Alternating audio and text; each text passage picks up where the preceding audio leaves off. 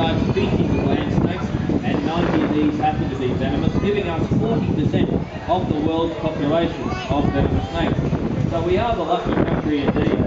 First chap of the venomous variety, I'm sure you might even recognise, is of course the red-bellied black snake. Now these guys haven't claimed a life since 1804. They live around the well-watered areas primarily feeding on frogs. Now 90% of their diet happens to be frogs. When the frogs aren't in abundance, his next favourite food source just happens to be other reptiles. Coming in at number 22 out of the top 100, this guy can eat the second most venomous snake on the planet, the common or eastern brown. So this guy actually does us a favour by cleaning up some more of those highly venomous snakes in our area. So a very good player in the environment.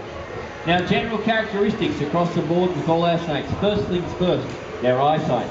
Snakes do not see very well at all. In fact, what they can see clearly is only for about 2 to 3 metres in front of them, and after that things become like a shadow or a blur to them. Now the other thing that we know for certain, no external ears like you and I. So they don't hear the airborne sounds like we do, but they can determine those ground vibrations as we move about through their middle or internal ear. So if you do see a snake in your path line one day, just say you are a couple of metres away, just simply stop what you're doing, keep your eyes well trained on your subject at all times, as I'm sure you would, start to move back slowly in the other direction, giving them a wide and clear berth. Now sure, when you're a couple of more metres back, you turn and go as fast as you like. Now top average land speed of our Australian snakes. Once they get going, it pans out to about 10 k's an hour or brisk walking pace. And the main story I do hear about our snakes is how they love to chase people. Although I've never heard of anybody actually being caught yet. Probably a good reason for that. What we perceive as a snake chasing us and what actually happens are two very different things. Now snakes don't wake up in the morning and think, yeah, gonna have a bit of fun today. I might head out to Fort Roma and chase a few people around. Might even make one into a meal. Well, we're not on the menu. They've got no need or reason to chase us. That snake you actually see hurtling towards you, not a form of aggression or attack, it's actually a form of defence. They're moving back to an area where they feel safest, perhaps where they've just come from, perhaps now where we're standing. We may have suddenly startled them with that ground vibration, off they go towards us, we now feel like we're under attack. Primary offender is the tiger snake. This is the 4th most venomous snake on the planet. Now please don't be fooled, he doesn't always have to have bands or stripes across his back. He can be unbanded, jet black, coppery browns, greens, yellows, orange, right through to your albino face. So don't rely on colour or pattern alone when it comes to identifying snakes. If you are trekking through the bush one day and you step over a log or you're in the long grass, suddenly find yourself this close to a snake, look, I'd understand if you felt a little bit nervous in this situation. I wouldn't blame you entirely if your jeans decide to get a bit damp here too. But what we do in this situation, guys, as hard as it may seem, you need to remain completely still. Now the reason I say this is because snakes do not bite things that don't move. If you think about it from the snake's perspective, they don't go around the bush biting every rock, tree or log they see, they simply wear their mouths out. Are you remaining still? You are actually in the safety zone. And the other deal is we've learnt that snakes don't have very good memories, hanging on to information for about 40 seconds or so. So even if you've startled him and he's up hissing at you and carrying on, you stay still. Now you stay still long enough. You soon forget what's transpired within the minute, goes back down on the ground, starts to slither away. So if you can just remember those couple of important points, if you have a close encounter, stand still, stay still long enough, and allow that snake to do the moving off your ground, you won't go too far wrong at all. Now, of course, this is a general rule. There's always got to be exceptions to every rule. We do have a species of snake that doesn't abide by that principle. That would be the next little bloke I'd like to show you. One I do prefer to call as a true living landmine. He's an ambush predator who will sit and wait for sometimes days, weeks on end, waiting for that prey to come to them. Now that is the very reason why this guy doesn't do that much moving. Now that true living landmine that I so commonly refer to, well, we all know is none other than our good old Death Adder. Number 9 out of the top 10 most venomous on this planet. Now this little bloke will be sitting there nicely camouflaged in the leaf litter. You could quite accidentally, very innocently, walk over the top and around these guys all day long, really unperturbed by our movement, unbeknown to us that they're there. But until the day you accidentally stand on him, of course, then you get the privilege of wearing 6mm long fangs, very quickly indeed too. In fact, in the time you and I have blinked, this guy has already nailed you twice. has been recorded on film doing 430 k's an hour with their striking speed. Now not only can he strike up, he can strike backwards as well. Now not many snakes can do that, but this guy can. If you do find yourself just a little bit too close to the death adder, this is one snake you can do the moving for. Nice, slow, steady steps away from him, wins the day.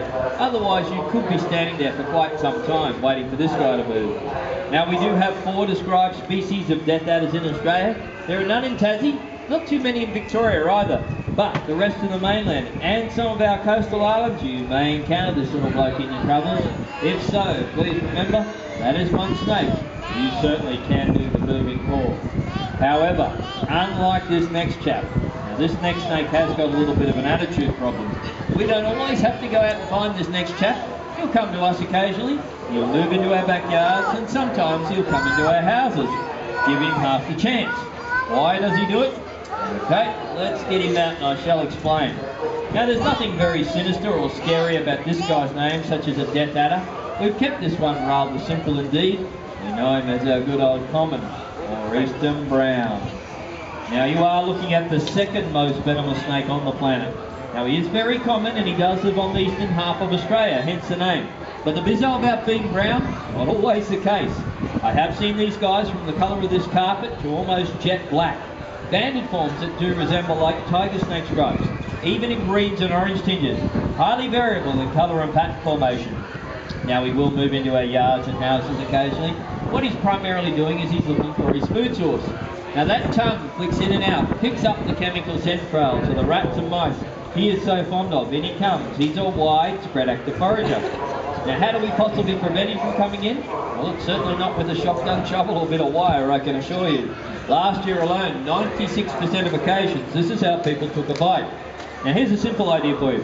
Have a think, what is it around your own yard and home you might have? A compost heap or an aviary, a chook pen or a hay shed? Anywhere where rats and mice hang out, clean up around those areas, remove his food source, don't give him the need or the incentive to come in. Now every year in Australia, on average, about 3,000 bites do occur, and approximately 2,000 of those just happen to be from the brown snake. It is with regret we're still losing lives each year because of them. How do we possibly reduce these statistics? Well, let's think firstly, what are we wearing when we are in the great outdoors? In particular with this guy, he only has very small fangs, 2 to 3 millimetres in length in fact. When they bite, they hardly release any venom at all. And here comes the tricky part about the Eastern Brown. When he does hit you, there is minimal or no pain at the site. In fact, most people aren't even aware they have been bitten. They describe it like a thistle or a twig's brushed up against them, and it can look like a scratch mark. Not only 1 or 2 puncture marks, so just be aware, he is our silent killer. Now 75% of all the bites that do occur are down on the lower limbs, and the majority of people coming into hospital bitten have been in short stockings, no shoes at all. This is where things go wrong. I therefore do recommend a good sturdy pair of boots, long pants when out in the environment. Now I know for a fact this short fanged snake, as deadly as he is, he cannot penetrate through the leather of my boots. I'm not going to stand here and say he couldn't get through the cloth of my jeans, but I will say this much, perhaps, just perhaps, a small amount of venom would be caught or absorbed onto the cloth of the jeans rather than onto you and I. So prevention is better than cure when you are dealing with such a lethal weapon. As the second most venomous snake on this planet, the common or Eastern Brown. Now one more snake I'd like to show you, and this next guy, twice as deadly as the Eastern Brown, believe it or not. Now just before I do bring him out, however, I do like to ask just for a little bit of help and support from you guys, if I may. You see, I'm not from a government organisation, a reptile park or a zoo. I'm the independent guy that does go to these venues to try and bring out a little bit more awareness to hopefully reduce those bites we have each year. What I generally do is just ask for the way of help and support. It's just by the way of a small donation as I do pass the hat around. If you can get behind me and support my cause, just with a couple of bob in the hat, any money does go back into my display here. It does keep me going, so to speak. Now, it's not compulsory, don't worry, I'm not going to chase you around the arena here with that Eastern Brown and stuff him down your ducks if you can't afford anything. But if you can get behind me, that is greatly appreciated and does see me out there for future efforts to help spread the word about these guys. Thanking you. Good on you, matey. Thank you. Good on you. Cheers, sir. Tranquilization. Now, what they found out back then, snake bites you. Venom doesn't initially go into your bloodstream as such. Where it usually travels first off is in through our tissue drainage system, the lymphatic system. Now, all I'll say about that system is it works mainly on muscular movement. So the more you move about, the faster the venom travels. Once it does get past the lymph nodes in our armpits, groin areas and so on, this is when it goes into the bloodstream, and that's when the real damage starts to occur. What we need to do, guys, essentially, if you do take a bite, 2 golden rules to play by. 1, remain as still as possible. 2, have a broad bandage at hand. Now, small bandages, you may or may not have in your own kits, not really long enough or wide enough to go up an entire arm, let alone a leg. You do need a wide bandage. Now, in the past, I'd say take that bandage, wrap it over the bite site, then go up or down the limb. These days, keeping it nice and simple, we're just starting at the fingertips and toes of the affected limb. We're working our way up. Now, we're wrapping that bandage as firmly as you would say for a sprained ankle or for a sprained wrist. Not trying to cut off the blood flow, not trying to create a tourniquet effect. What we're doing here is we're buying a lot of time. By keeping that venom entrapped in the limb, we're slowing the whole process down. Once compressed, you now need to immobilise some form of splint. Tuck your arm into your shirt as a sling, a rolled up newspaper or a stick if you're out in the scrub over the top of the arm or leg. Anything to prevent that muscle movement. Now, if this system in place, you've just bought yourself, on average, up to 6 to 8 hours of time frame. Now, that is certainly long enough for an ambulance to arrive or medical help to come to you. You don't need to go racing about. And the other important aspect is don't wash the bite site area. When you do get to hospital, the medicos there will take a simple swab of that site using a venom detection kit. It takes about half an hour to perform, and in that time frame they'll be able to tell you what kind of snakes bit you, more importantly what kind of antivenin to use. Sure, it was said once upon a time ago, go out and catch that snake that had bitten you, bring it up to hospital for ID purposes. Well, what a bag of fun that would have been. A big old brown snake's just bitten you, now you've got to chase him around the paddock and bring him up to hospital with you. Couldn't think of anything more ridiculous. Glad we don't do that anymore. Now, the secret behind the success of this whole system, get that bandage and get it on immediately. I mean within 1 to 2 minutes of being bitten for its total effectiveness. In fact, since its conception, there has not been one recorded fatality when applied immediately. 33 years in its making. Now, you can buy that bandage, it'll set you back about $16 or $17 in your chemist. That's not too bad when you think about it, for something that saves your life. I'll just show you quickly what I've put together here. A couple of little different coloured kits. Now, the contents is the same. Has that big broad bandage like I just demonstrated. Instructions in there as well. Triangular bandage so you can place your arm in a sling or perhaps tie that splint to your arm or leg. All the convenience of the waterproof carry case. Has the belt lug on the reverse side. Throw one on your hip pocket or handlebars of your bikes. Saddlebags, tractor, anywhere convenient. Glove box of your car. Peace of mind, $10. I do have them here for you. If you do need or would like one of those, please see me after this display. I'll help you out when they are a proven lifesaver. Now on to this bloke. This guy here we actually thought was extinct. We lost track of him for up to about 100 years, and when we finally caught up with him, he went from being the least known to one of the most researched snakes we have in the history of Australia today. Ladies and gentlemen, boys and girls, let me introduce you now to the inland taipan. Western taipan. Small scale snake, he's commonly referred to as the beer snake. Now, his name has changed from time to time over the years, but one thing certainly remains the same. You are looking at the world's most venomous snake here. Number 1 on the face of the planet. This guy has the potential to kill up to 100 people with just one bite. 100 people with one bite from such a small snake. Now, why on earth we'd have such a creature, I will never know. These guys were first described way back in 1879. Now, the policy back then was you catch that snake, you kill the thing, pop it into a jar, send it off to the museum, information trail stops there and then. 1972, the Queensland Museum did receive a very interesting and unusual parcel in the mail. What they actually received was a preserved skull and tail of a head and a tail of a snake they couldn't identify. Sent into them by a farmer in the Western Channel Country here in Queensland. Now they go out and pay him a visit. September of 72, collect 13 live specimens off his property. Upon research, they find out these guys are 50 times more potent than a cobra.